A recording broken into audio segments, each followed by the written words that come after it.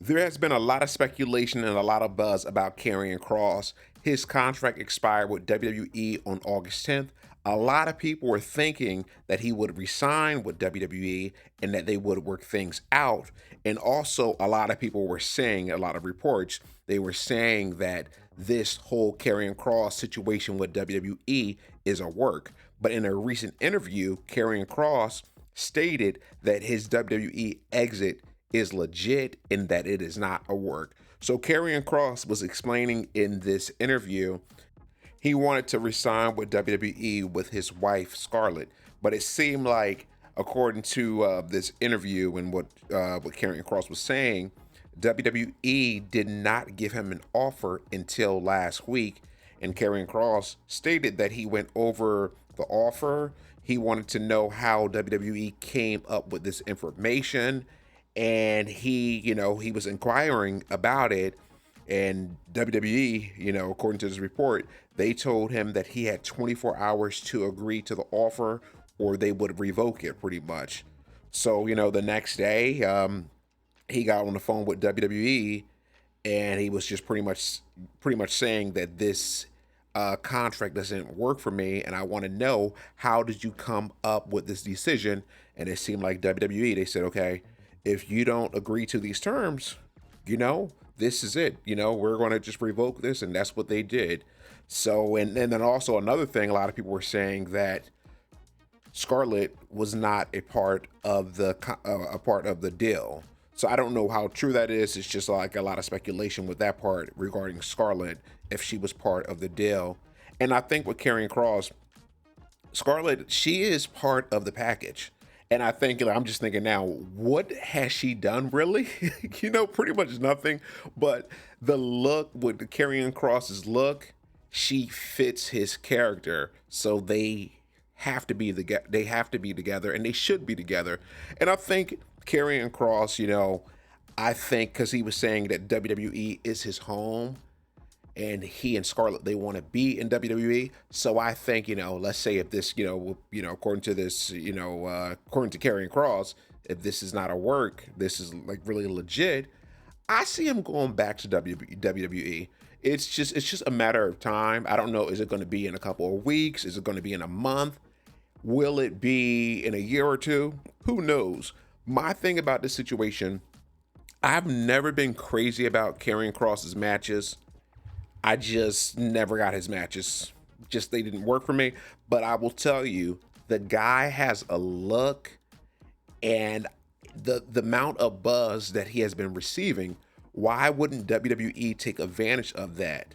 It doesn't make any sense to me. And the fact that he got over organically, because there's something there with him. He has a certain look. And then also his promos and interviews that he put out online, not in WWE, they were actually really good.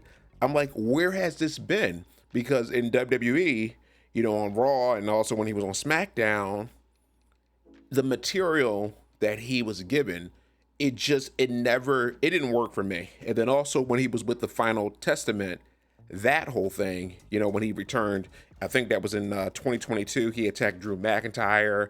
And during that time, before the Final Testament, when he returned in 2022, I believe, on SmackDown, and he attacked Drew McIntyre, he had a program with Drew McIntyre, and it seemed like, things were going to go somewhere. And then also he defeated, because I went to that show, it was Extreme Rules, and that was in Philadelphia, and he beat Drew McIntyre. So I thought they were going to do something with him, and then eventually, Drew McIntyre defeated him in their rematch, and then Rey Mysterio, like on one of the shows, he rolled up Drew Karrion Kross, I believe, from what I remember. And I'm like, okay, but then after that, we get the Final Testament, and with that, I just was not feeling them. Like I said, maybe it was the material, but the last few months, Karrion Kross has created a lot of buzz, and I just think about some of the guys like LA Knight, and it seems like WWE, at first they didn't want to push him, and then they started pushing him kind of, and then they, push him back down a card. And then also someone like Zack Ryder and other people who have gotten over organically. just creating a lot of buzz. Why don't you push them, WWE? It really doesn't make any sense to me. And I know WWE, they have their system and what works for them, but the whole thing to me, with wrestling, if you can get your character over, why not, give that guy a push? Why not do something with that guy? And I know WWE right now, they have a lot of stars, but if someone can get over organically, push that person, because that's just creating another star. Because I look at R-Truth, that situation when he resigned with WWE and then he came back on Monday Night Raw, whatever, a couple months ago, and that promo that he did, it seemed like we were going to get a serious side from R-Truth and that they were actually going to do something with that.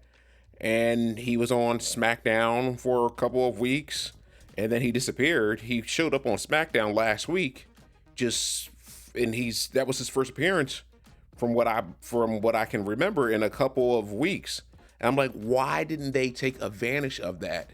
It just some of the stuff, it doesn't make any sense. WWE is going to do what they want to do, but Karrion Kross, like I said before, I think he is going to resign eventually, somewhere down the road. But I think with WWE, you have to push other people and you have to create other stars. So we shall see. I'm just interested in how this plays out. So we shall see. Take care and have a good one.